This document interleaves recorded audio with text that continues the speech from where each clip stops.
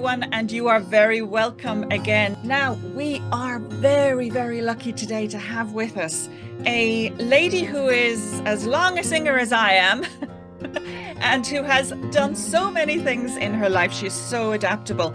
And although in the last few years on Writer's Block, we were covering all kinds of texts, I particularly wanted to talk to Suzanne Victoria Wainwright about how she approaches texts. She is a poet, she is a singer, she is a musician, she is a choir mistress, she is so many different things. She has other businesses on the go too. And you need to be adaptable, and artists are so good at that. So, Suzanne, I am so delighted to have you on Writer's Block Memoirs. Well, I feel very privileged to feel that you want to spend the time with me. I just burble on, you know. Oh, well, listen, that's what when the news gets me. Well, we both attended one of your events yesterday, and it was absolutely fantastic. Would you like to tell everybody what that was? Yeah, it was the Bealtaine Big Beach Sing at Mahary, near Dunlow in Donegal. And my choir, which I set up 14 months ago, the Ross's Pop Choir, were awarded a flagship status award, which was some money to put on an event on behalf of Age and Opportunity Ireland and also Sting Island. And way back last November, I heard that they had selected us. And I do know that when the Bealtaine Festival nationally across Ireland first started in 2009, that was the last time that Donegal was featured. So I think in the inception, it was a choir based in Culdaff, right up on the top near Mallinhead. And they did I think it will have been a dawn chorus, given the way they're facing. I'm just trying to think of my geography. I think they did a dawn chorus. But we did a dusk chorus because Mahary faces west. So when we heard that we'd been selected and they'd looked at reels and things, I said, well, we can't do morning, and I don't think that anybody you'll have a choir for morning, but we can definitely do an evening for you. And they said, well, we were thinking of the evening. So they had one choir to open the Bealtaine Festival, which is a celebration of the Celtic spirit of arts, and all types of arts, visual, performing, through older age, really. I guess it's a U3A type environment, but the people involved are very diverse. The groups are very diverse. Yes. There's a huge celebration, and we don't really see it up in Donegal because we're a bit sleepy sometimes, I think. And they were actually telling me last night how wonderful some of the visual performing arts have been going, the events, and they had a walk today with singing. And so people are sort of mixing and matching, and it's great. It's very vital. And Iggy Pop's expression of a lust for life was the sort of the theme of the whole May Festival across Ireland. And I think, I'm not pushing too fine a point, my choir have got a lust for life. They really, really put their heart and soul into it. And I'm thankful for that. We can just see them here.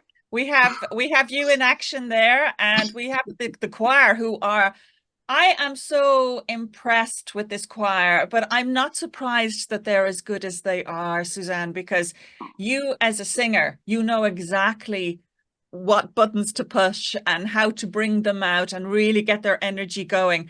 And not all of them are, spring chickens, we've got such a diverse age range there. We have. And they give so much to their singing. You've really done a fantastic job, and they're so new. Thank you.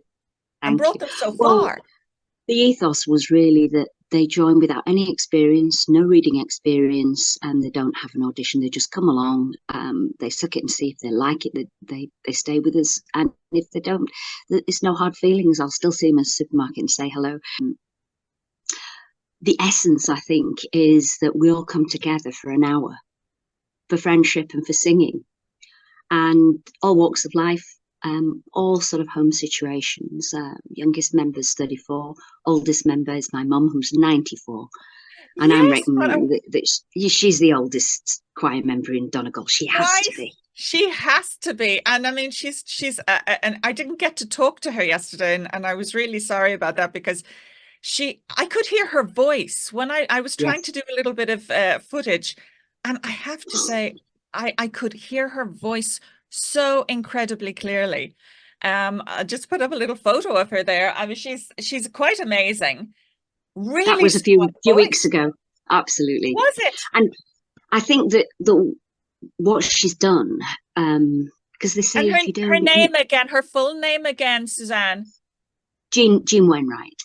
Jean. If you don't use it, you lose it. And yeah. she has kept singing over the years and enjoyed that. And I mean, I get around the piano with her, and we go through one of the musical books, and she just loves it. And she actually did meet the likes of Howard Keel and the likes of Laurel and Hardy. I mean, quite amazing.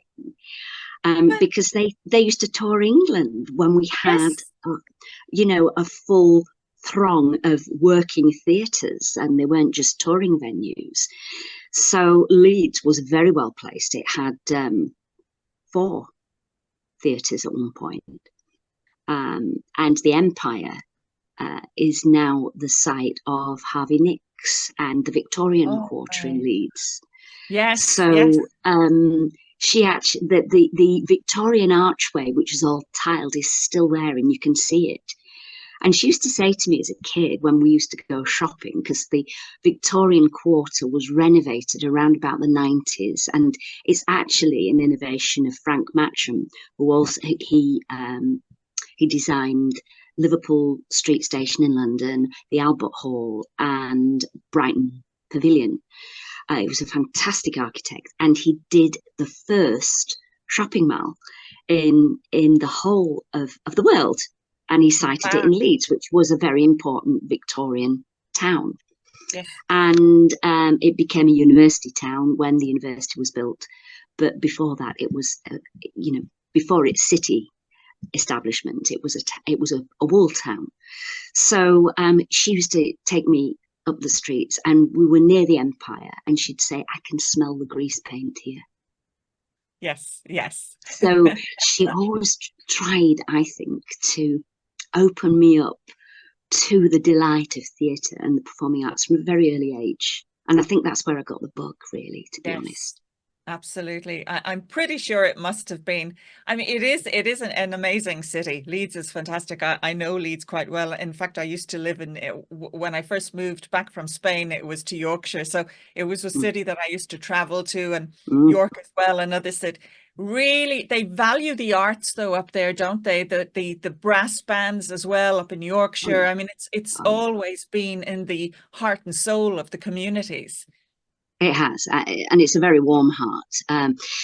I remember when I was a kid that a number of the Victorian theatres, which incidentally were only ever built to last 10 years, and I mean, the City of WRITER'S has had a fantastic facelift, and it's where the old BBC music hall programme used to be, and they, used to be an MC, and they used to get all the acts on that.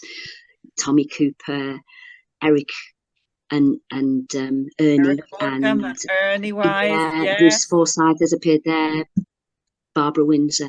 They've all done their stint there, and it really put Leeds on the map in the 70s. Yes, the good old days, it was called, wasn't it? Yes. Oh, it was the good old days. Yes. Yeah. And so the City Variety a few years ago. Sachs, Yeah, wasn't he fantastic? They gave it a facelift, and it's fabulous. It really is, and they've retained a lot of the Victorian architecture, but then, as architects do, they put these atriums on and things and make it contemporary as well. So it's a really fabulous space. Now I've acted there, and I guess I was walking through the streets of Leeds as a kid, being surrounded by this Victoriana, then having music at home. And I remember I loved listening to my mum's classical records, and she's always liked classical music, the D'Oyly Carte and G&S, Gilbert and Sullivan, always used to be singing that. So I was surrounded by this, and she loved reading, so I had poetry books, access to poetry books. I think in my younger days, so much leaf through books as much as poetry. I loved poetry. And I think the lyrical aspect of that, and the rhythm, and I think probably I've always had that innate rhythm. So that captured me. And then she taught me how to read music when I was 6, same sort of time as I was learning how to read. And I started playing the recorder, got in a national recorder chorus, which did a super concert, I remember, at Leeds Town Hall. I always remember that. And that led me to start playing the clarinet. And at that stage, I was singing as well. So I went into a room at 8 years old, taught myself the clarinet, and came out playing Stranger on the Shore. Oh.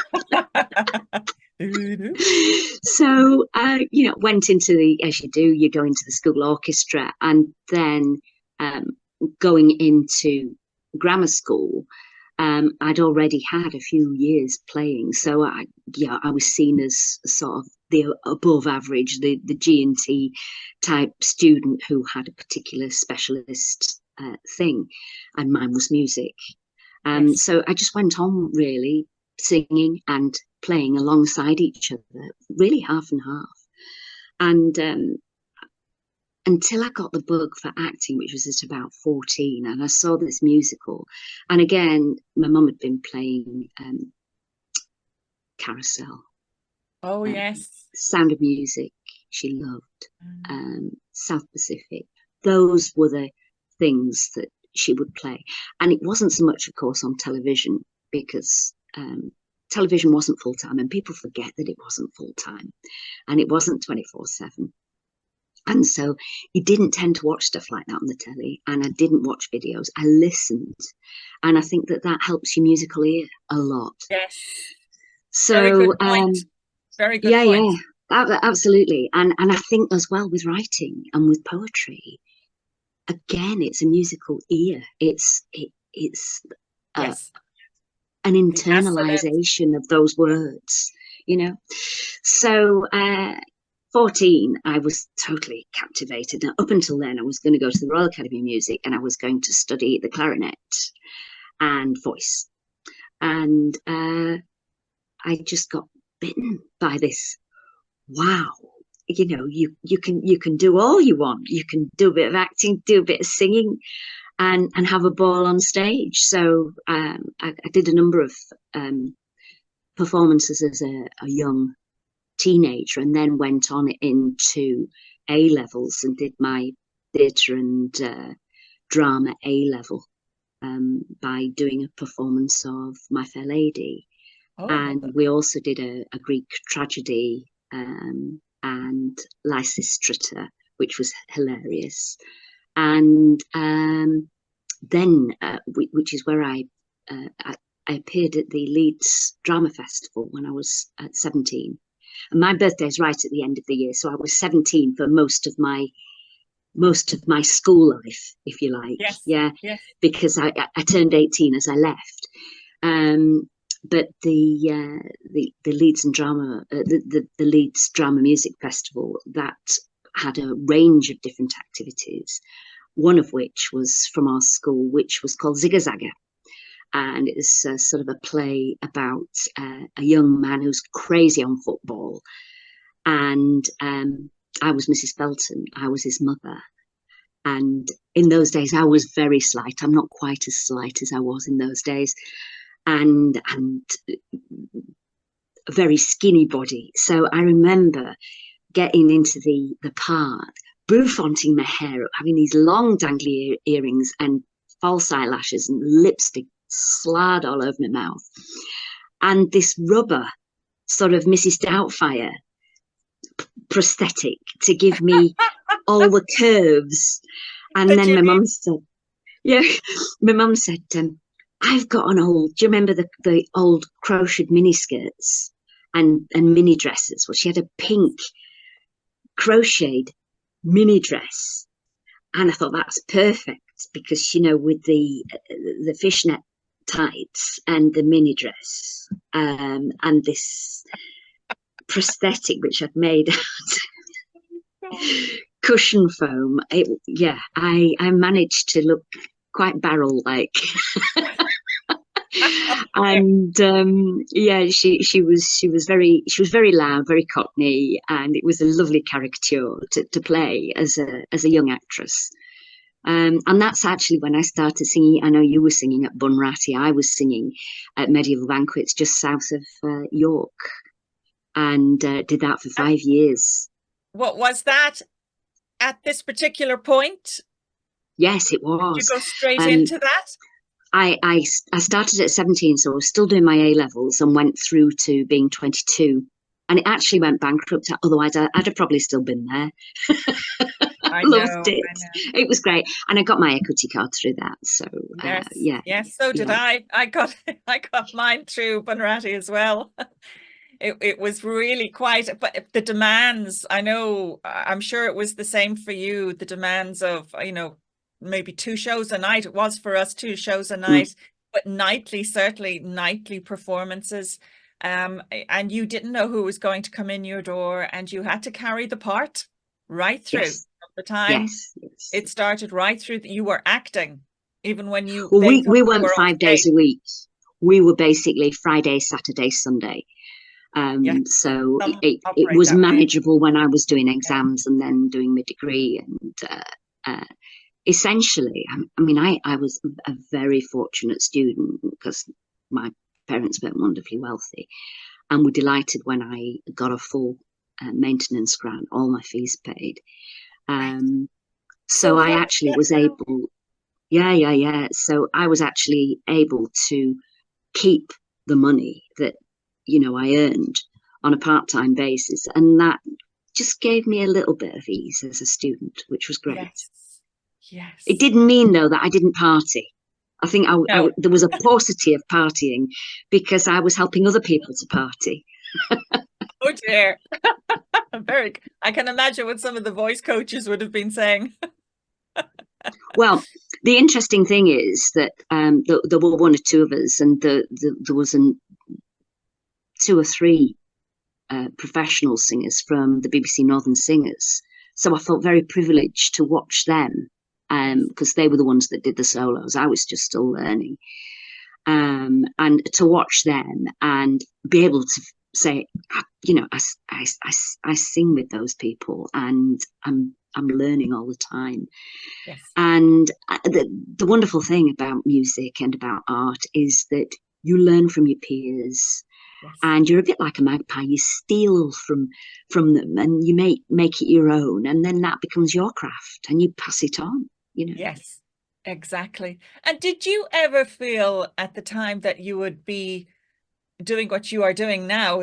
You know, you're a choir mistress now, so you're conducting voice and bringing it's voice interesting. Into its own. When I went to university, which was a collegiate of Leeds University, so my bachelor degree and then my master credits are both from Leeds University. I never really was that tied up with teaching. I wanted to teach people on a private basis, performance, but I never bothered about going in the classroom.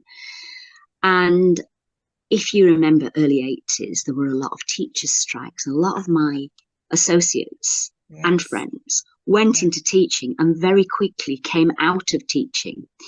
And it really was a bit of a dampener for me in terms of teaching. So they went basically from school to college, back to school again. I went school, college, and then I had a life and a career outside teaching, which was really good. Yes. And acting and singing, doing private gigs, doing quite a bit of telework. and then doing a bit of theatre work, but that was again at the stage. It was a sad time in the 80s because we saw a lot of theatres closing and a lot of Yorkshire theatres closing. Yeah. And Yeah, if you remember,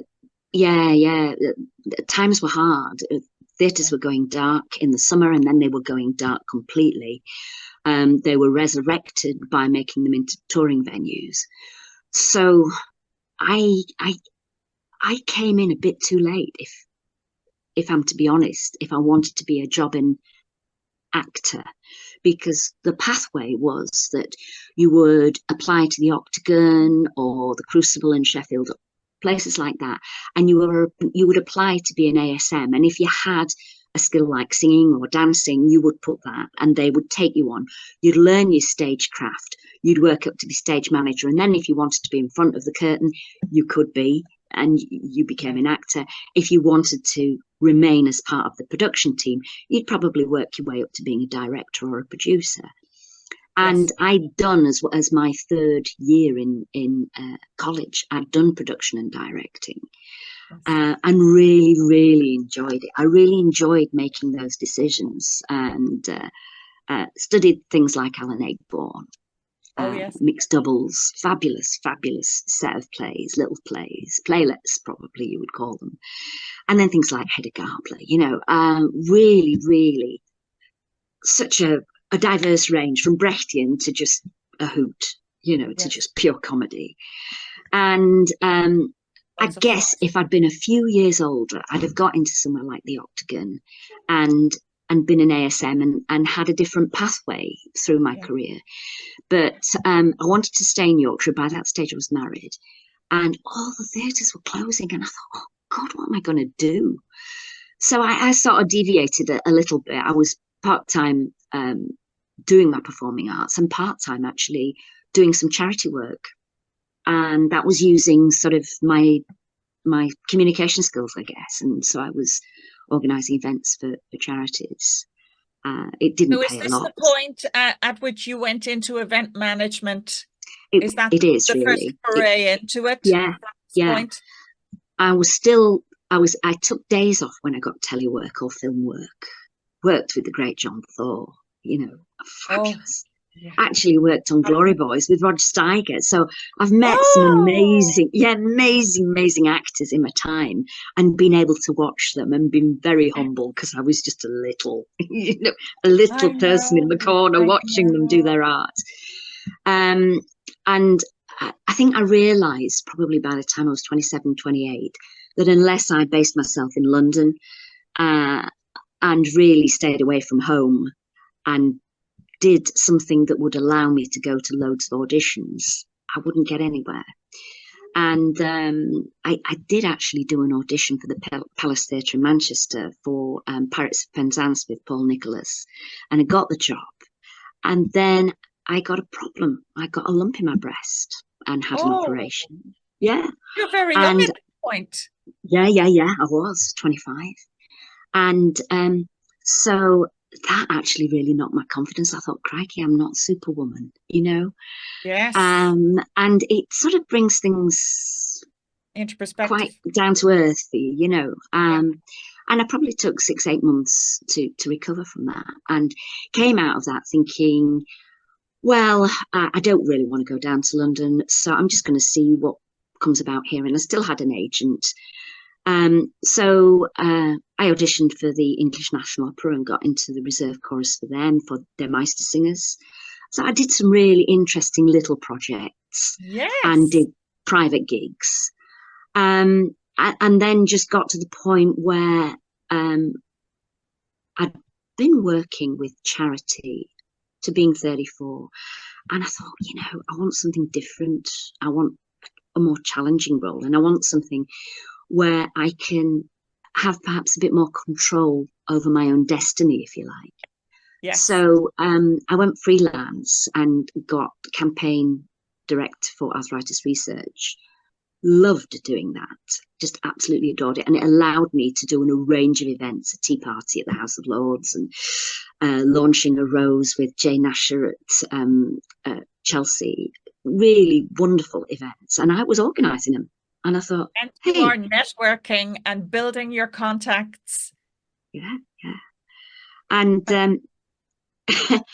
I just thought, why not set up a business doing this? Yes. And you know, I can go to charities who want to do this. I can go to corporates who want to do this. Anybody.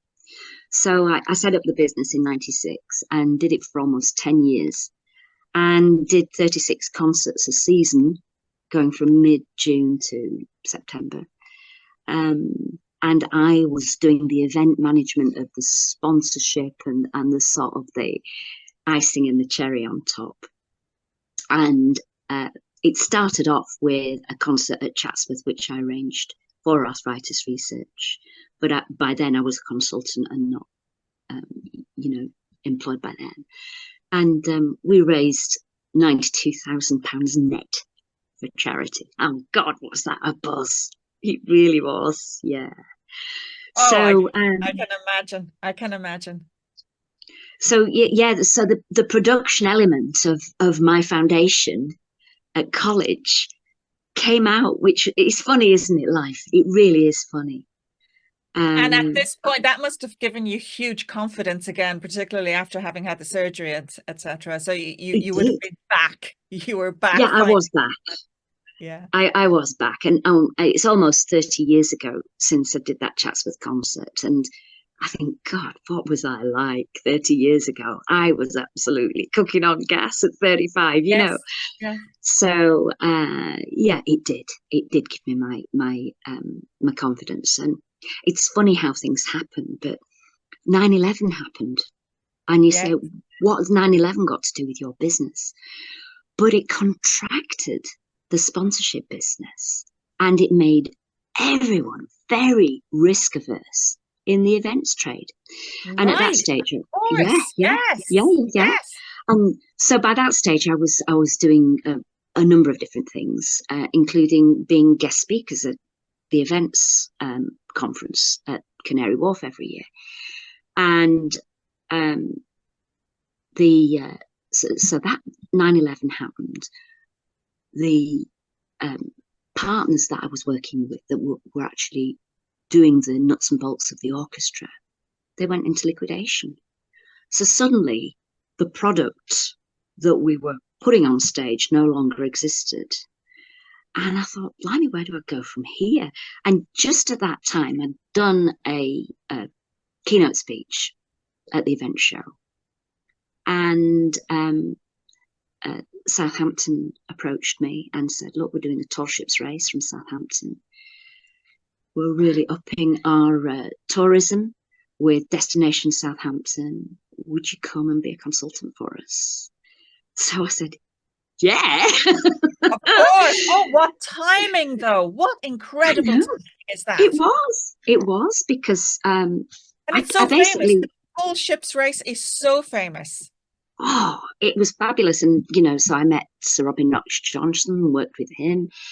And Craig David, before he became famous, we booked Craig Davis. And Craig Davis had a #1 the Sunday before it was due to go on stage on the following Wednesday. So we got him, I hope he's not watching, we got him for a steal. And I'm sure he won't mind. The Cable and Wireless stage, and they were one of our sponsors that I'd gotten board. So this Cable Wireless stage was on the quayside. So this big maritime festival before the tall ships race started. And we were expecting probably 300,000. We ended up with about 450,000 people over the 4 days. And we were wondering whether anybody would come and see this young man. I mean, it was very cool, but, you know, had they ever heard of him? Well, he went to #1. And the stage area was absolutely packed with lovely, drooling teenagers. It was great. Yes, absolutely. He was at the top of his game immediately. But he delivered. He did, definitely. So I remember having a very busy week, and I remember basing myself down there for that week. And, you know, and I know when you're on tour like that, we just hired a house because there were only really nice hotels that had any availability, and it would have cost a fortune. So I had a house, and I just had very little sleep. And I can remember them doing a guard of honor with these hoses, you know, the little pilot boats that lead cruise ships out into the harbour. Well, they all got in a line, and as the tall ships beautifully glided out into the sound, this guard of honor of hoses was whooshing over us. And I have a picture which I'll show you sometime. Yeah. And I had a balaclava over my eyes, my red waterproof on, and I was hunkered down and I was sleeping. I'd fallen asleep. And so you missed it. Oh no. I'd done my bit. So then they went on to Cadiz, and then they went over to Bermuda, went up to Nova Scotia, and the whole thing finished at Amsterdam. And that was an absolute blast. It really was. And in actual fact, it was really lovely being part of that, because not only were you sort of working with all these arts and you know, acts and putting on a show, but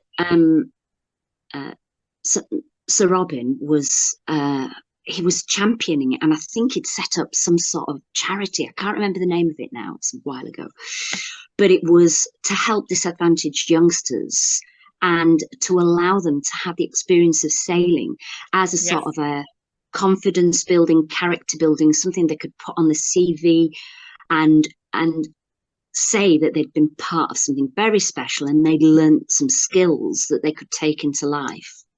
So it was to broaden their outlook. And of course, sailing, certainly in those days, was seen as quite an elitist sport. So it was fantastic that these youngsters from very disadvantaged backgrounds were being able to be sponsored to have a place on one of the tall ships and work with a team that was going to Cadiz and Bermuda and the rest of it. Fabulous. Well, something in the back of my mind says that that was operating up to very recently, in fact, may still be, because that has been on TV a number of times. Yeah. We had the BBC actually on the Sedov came in. That's the largest tall ship in the world. It's a Russian ship. And I'll never forget going on there because I had a tour, and I was well in with all the captains because you may remember again, Britain went into the EU in a sort of a deeper sense in the 90s. There were different shades of the EU that they went into. And the third sort of echelon that Britain went into, we were party to a whole load of new food regulations. And one of them was that, you know, buffets could not, with fresh food, could not be on a table for more than 2 hours. So we had to, for the sponsors' tents, we had to get the caterer in to renew the food every 2 hours. And sometimes, I remember it being particularly cold May, and we had hailstones and snow one day. And so we had a flurry of activity with sponsors, and then we had some quiet downtime. And so this food could have just gone to waste. And I said, no, let's give it to the ships.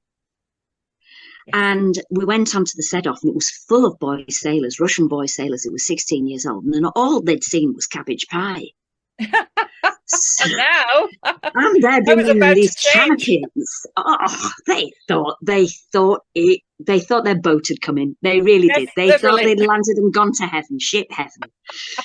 And so I got tours on these various boats, and I got treated like royalty because she's the lady with the food. She feeds us.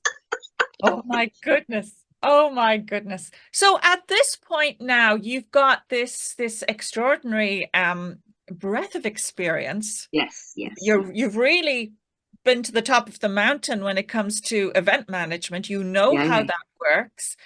In your opinion, how much has changed, or does that pretty much work the same way today as it did then? No, it doesn't. I think that sadly, some of the expertise has gone out of the business. There is sadly a bit of ageism creeping in. It is a young person's game, though, and I know I changed career to going back to university and qualifying full time over a year as a PGCE qualified teacher.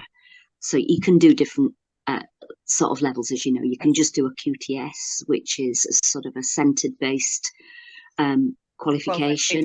Gives you a certificate in teaching, but it doesn't give you the academic breadth that a PGCE gives you, and you have to write some seriously big essays and have done the research. And I think that the PGCE, just for people watching, the PGCE would be what the qualification that would be required if you were going to teach in a secondary school or grammar school. A PGFE would be for further education if you're working in further education. And but there are they various do routes. take on just. It's in the United They do Kingdom. take on just QTS, yeah. Because they're wanting more teachers, and there are a shortage of teachers now. QTS is acceptable, but the PGCE is seen as higher, and mine was PGCE with master credit, so it was another leg up. And I know I was thinking, driving down the motorway, chasing a stage at 2:00 in the morning, thinking, I can't do this until I'm 60. And, you know, at that stage, I was planning to retire at 60, I was still married. And I thought, I just can't do this until I'm 60. I'm going to have to find something else to do. And I think that event management now suffers, sadly, from a lot of youngsters doing event management degrees and thinking that they are qualified to be an event manager. And you really have to do that apprenticeship. You have to do that legwork. So yeah, that's where the seed of me becoming a teacher. And I thought, well, if I do a PGCE and it doesn't work out in school, I can always go and lecture. And you have a training qualification. Whereas I felt up to then that I was a jack of all trades and master of none. That's probably short-circuiting things a bit, but that's how I felt at the time. And I'd been meeting some wonderful musicians, people like Kate Flowers, who's a wonderful ENO soprano, and thinking, I'd really like to get back to some music. And I really wasn't doing a great deal of music professionally. I was doing a bit of singing, and I joined a big band, and they'd asked me to do some singing. I was playing clarinet and sax in the big band, but they were asking me to do singing. So I just thought, maybe I should get back to my roots. And as I say, the 9/11 happened, and the whole event management environment contracted. And I thought, you know, I'd like to be paid a salary rather than have these birthdays every so often in the year where the money comes in. I'm very good at metering it out and budgeting it, but, you know, there's nothing like a sort of a regular income to sort of sustain you. And you can go on holiday and not worry that if you're not working, no money's coming in. Do you know what I mean? It's just your survival job is very important. I mean, mine was language teaching for 37 years.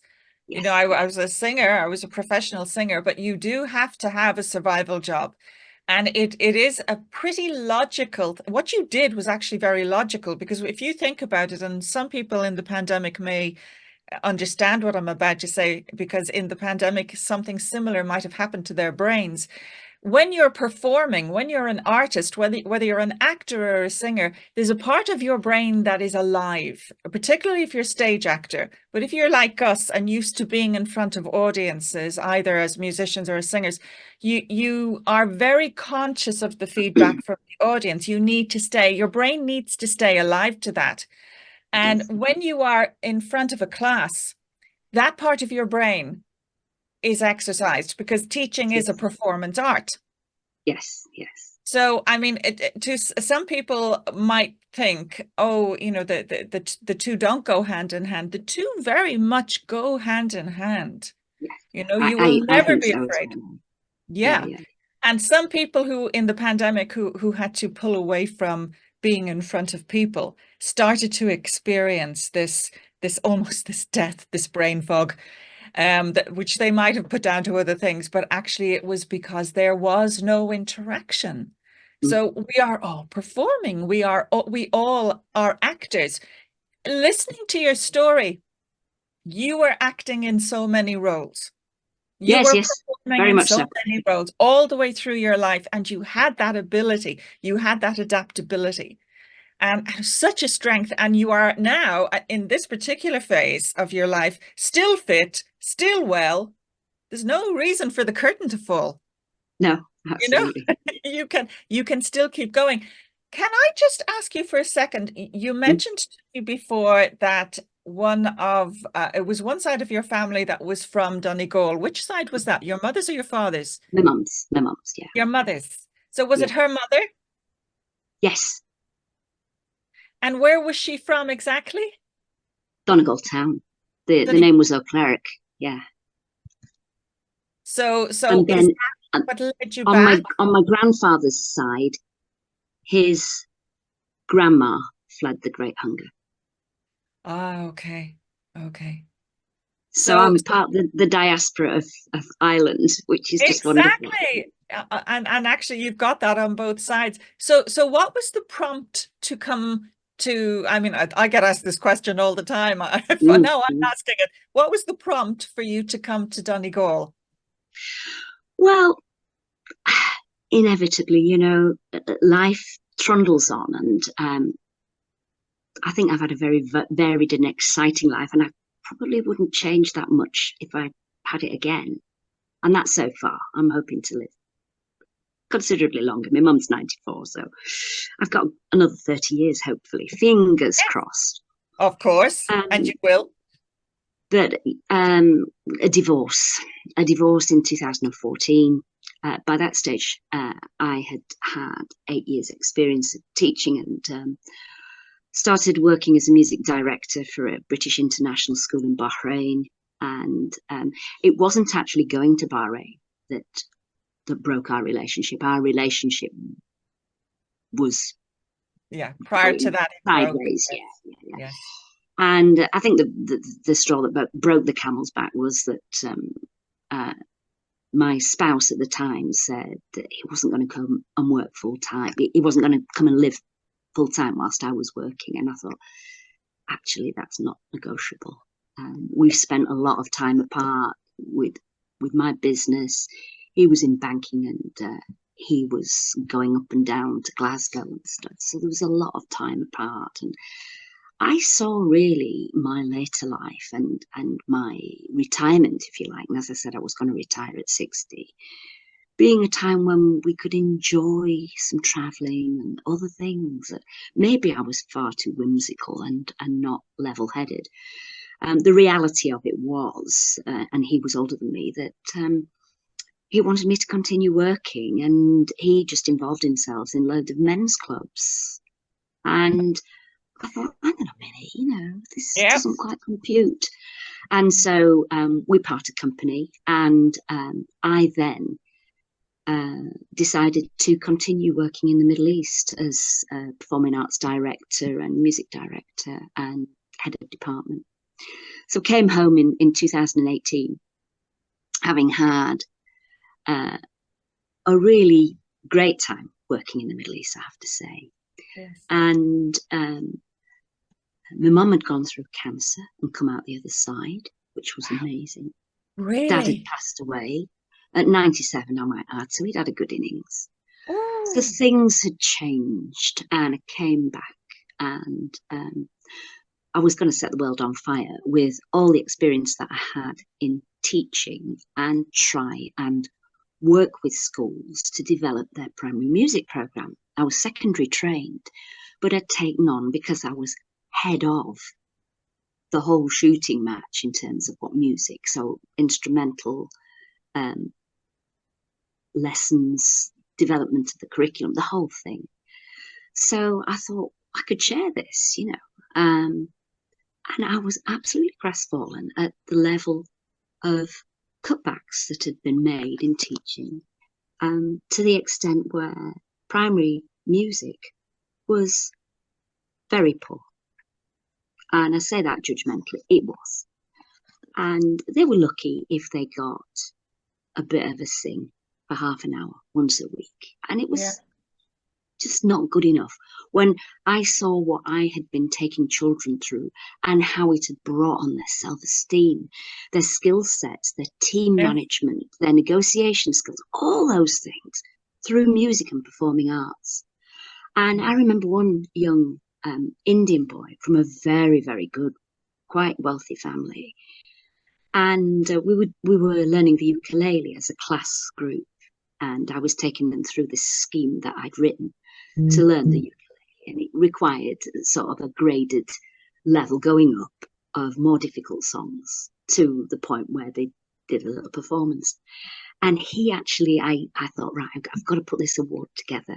So I put this award together, which was the Golden Ukulele Award. And I got a broken ukulele, and I got the woodwork team to spray it up and put a little brass plaque on it. And we launched it at an assembly and, you know, awarded it. And even though he was clever, even though he was from a very wealthy background, even though he will be a high flyer, he was absolutely made up winning this ukulele award. Yes. And I wanted to bring that to Yorkshire and to the schools there. And they were on their uppers. For me, it was a real wake up. Gosh, whilst I've been away, no one's been investing. And I'm trying to be non-political here, but there was a great lack of investment. And I think all governments were actually culpable. And also a lack of understanding, would you not say, even within the schools themselves and within staff rooms, of what you were really doing?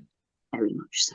Very much so. Yeah. And the cross-curricular benefits that could have, you know. Yeah. So I started with my own practice again, which I'd had before I'd gone out to Bahrain. And I started building up private tuition. And I got to the point of 16 students. I had 2 choirs. And then COVID struck. Yes. And nothing. Nothing. I remember. Yes. Oh my God. You just think, what?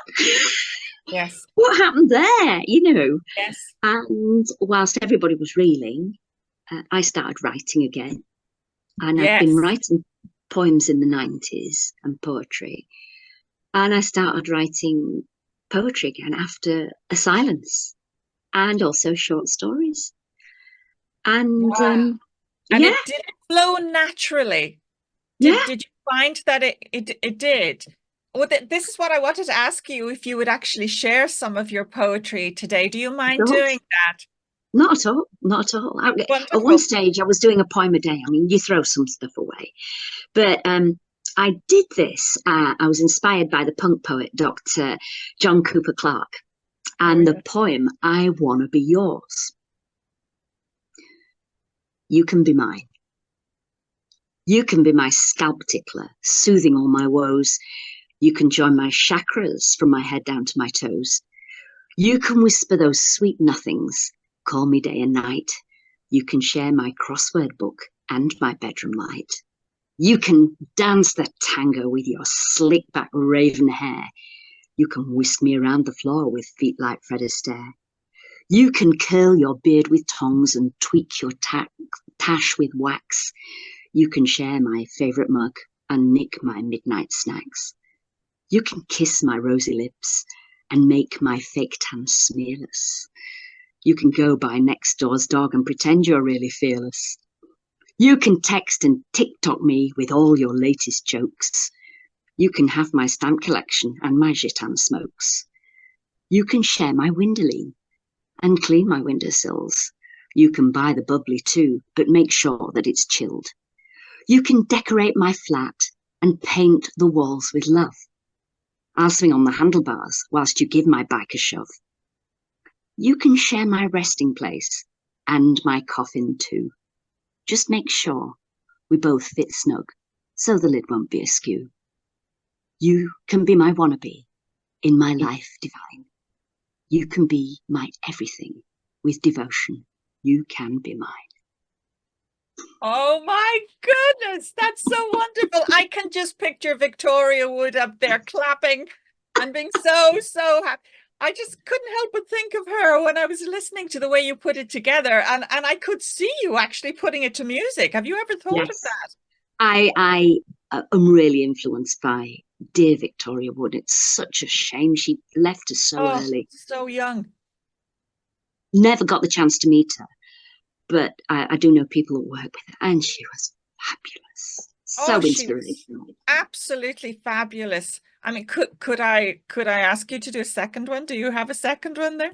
I do, and this one has got me a bit more of an Irish theme, Oh, and wonderful. I won a £400 bottle of whiskey and two beautiful crystal tumblers as a prize for putting this in. To uh, it was sort of a whiskey marketing business, and they did a thing over Burns Night. Oh, So yes. this is called The Whiskey Thief. Okay. Shippy shap shap, wibble wobble wobble. I just fell off my stool into a whiskey puddle. A pesky little leprechaun, and whiskey's my favourite tipple. I sneak in through the maltings as I hear the liquor ripple. I turn on the tasting tap, get whiskey on my feet, and oh, the heady smell of caramel and of mossy peat. I linger and I savour, with shillelagh aside my brogues. I hum and quite intoxicated, I sing the Highland Rogue. Full of Irish blarney upon my velvet cloak, my pipe is lit with sweet tobacco leaf, still some time to smoke. And in a daze I dally a while, in my sweet repose, while the next is sweet, a stolen treat, I blow rings around my toes. Suddenly I hear human steps on the staircase by the still. I'd better scamper if I can, I've really had my fill. Oops, I wobble, this spells trouble, I can barely stand up straight. There goes another trip. This vintage is just great. Off I go a-clattering down the malting stairs. I hear the human bawl and shout, "You thieving devil!" he declares. I shin it down the drain pipe and leg it across the field. And in my days I'd left the tap a-flowing with whiskey yield. Next day, in the town, there were posters upon the heath. Wanted, Irish leprechaun, the pesky whiskey thief. That's brilliant. That is, I'm not surprised that one. They described it as a Fantastic. belter. Oh, it was. Yeah, it is. It continues to be. Oh my goodness, that is fantastic. Well, thank you so much for sharing those. They are fantastic. And the play with sound, assonance and sibilance and rhythm and color, and it's all in there. It's fabulous. Wonderful. Thank you. Can I just before we wind up, I would like to just again touch the entrepreneur in you again, just going back to that. You were put in so many situations where you had to be creative and you had to become an entrepreneur. But you're doing that now too, aren't you? Your jewelry. Talk to us about your jewelry. Well, my jewellery goes back. I did art A level, and I actually didn't put pen to paper after I went to university. I, would you believe, started a portrait class in November, and that was the first time that I'd properly done stuff since my art A level. And I was amazed how it came back. So I had this creative awareness and I guess an intuitive colour awareness. And when And did you start that? I think I've always had it. I've always loved, sort of. Was it in Donegal? Well, no. Uh, I think if I think back, interior design's always interested me. So I had a hobby which was making jewellery, and this goes back about 30 years. Yes. And I'd, I mean, initially you play around with cheap things, Yes. so plastic beads, but I always chose things that had a depth to them, sort of a marble effect or whatever. Yes. And so as I progressed, and before I went out to Bahrain, I remember seeing Kirsty Allsop on the telly doing the sort of the Christmas craft thing that she used to do. And me thinking, well, I could make up a few earrings and sell them in my studio.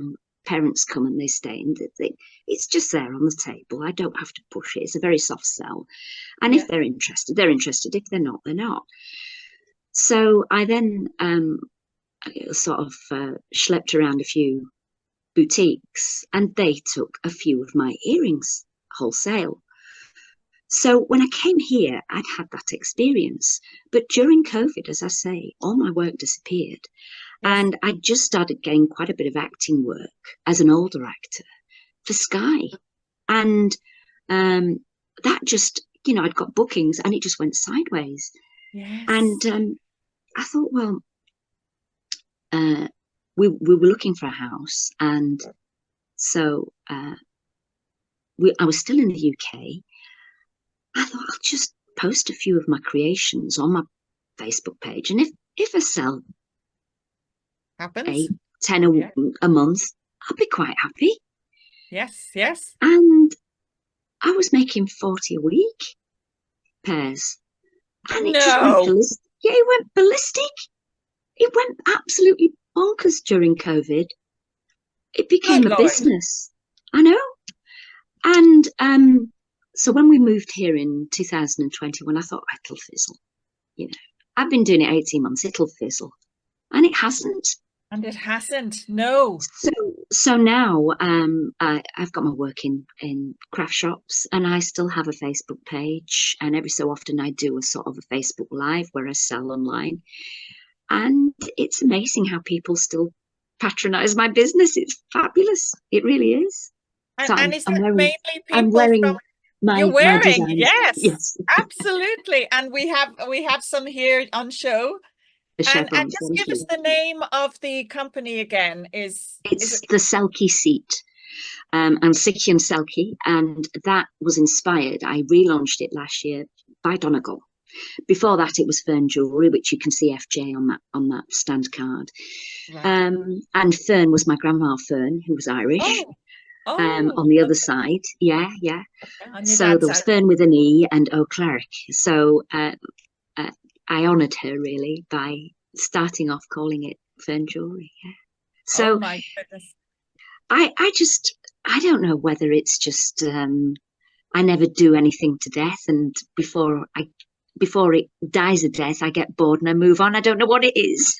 It's the creative in you. It's just the creative, I think. Thank you, Miriam. It's just so important that you stick with that. I know you moved here the year before me. We moved up in 2 years ago now in 2022, and really it has become one of the most magical experiences. I've lived in a lot of places, just like yourself. We sat down and had a really good chat there a couple of months ago, and we've got so much in common. I've lived all over the world. We've performed all over the world. I was a head of music and theatre studies in a sixth form college in the United Kingdom. You had the same job in Bahrain. It's just amazing.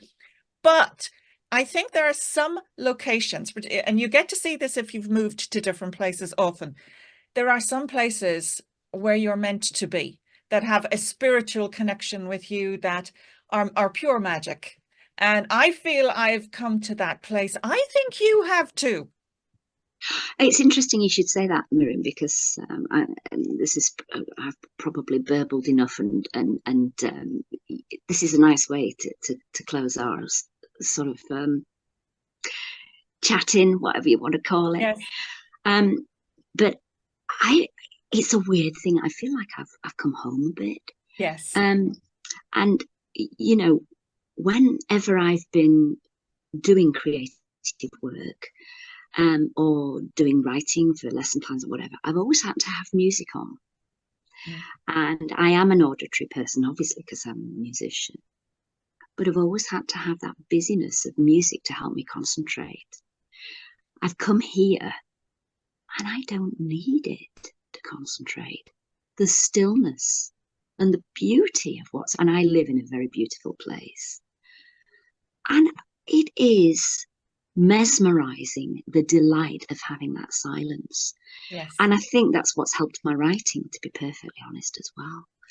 I was just going It's to say, just I think so too. magic.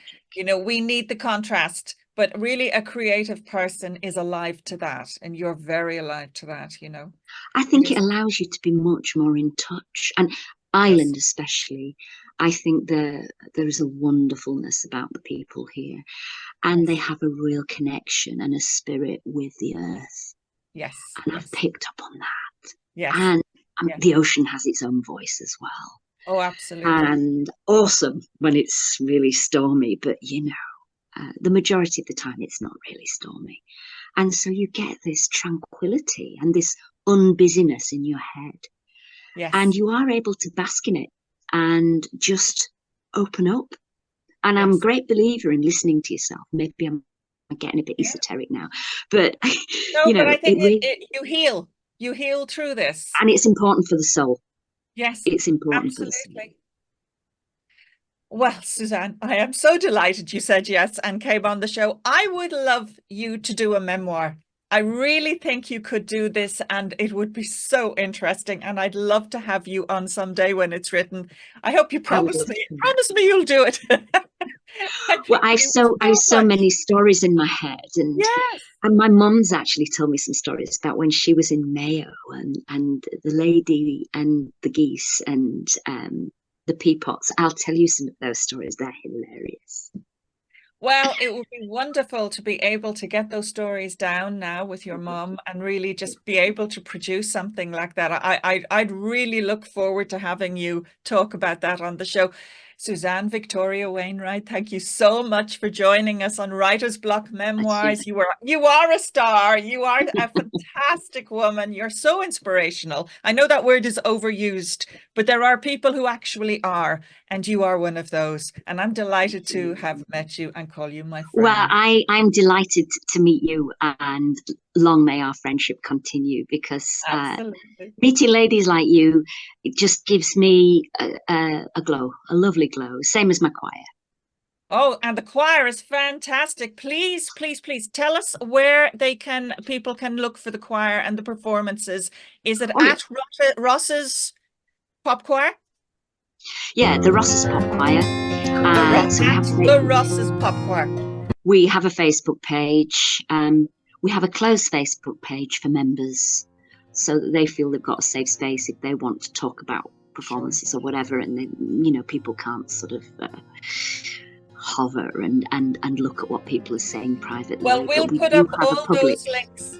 We'll put That's those fantastic. links up, and we'll also put up any references to new performances coming up because they don't stand still. I mean, they've performed last night. There's more coming. So, Suzanne Victoria Wainwright, thank you so much for being on the show. Thank you, Miriam. Thank you. God bless.